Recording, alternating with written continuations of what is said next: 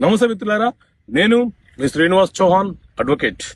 మిత్రులారా, ఎప్పుడైనా సరే మనము ఒక సంస్థకు, ఒక కంపెనీకి, లేకపోతే వ్యాపారవేత్తలకు ఏదైనా ఒక సందర్భంలో ఏదైనా కొనుగోలు చేయడం కోసమో, లేకపోతే అడ్వాన్స్ గా ఇవ్వడం కోసమో, లేకపోతే అప్పు ఇవ్వడం కోసమో ఇచ్చినప్పుడు వాళ్ళు మనకు మన వద్ద నుంచి డబ్బు తీసుకొని ఒక అక్నాలెడ్జ్మెంట్ అనేది ఇస్తారు.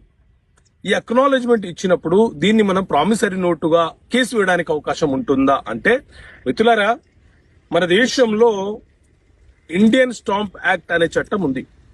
ఈ చట్టంలోని షెడ్యూల్ 1A ఆర్టికల్ 1 ఏం చెప్తుంది అని అంటే, ఎవరైనా నగదును తీసుకొని మనకు దానిని ధృవీకరణ చేస్తూ ఏదైనా ఒక అక్నాలెడ్జ్మెంట్ ఇస్తే ఆ అక్నాలెడ్జ్మెంట్ ని కూడా ప్రామిసరీ నోటుగానే భావించాలి అని చెప్తుంది. అలాగే కొన్నిసార్లు కొంతమంది మనకు రసీదులు ఇస్తుంటారు, చిన్న చిన్న స్లిప్స్లు ఇస్తుంటారు.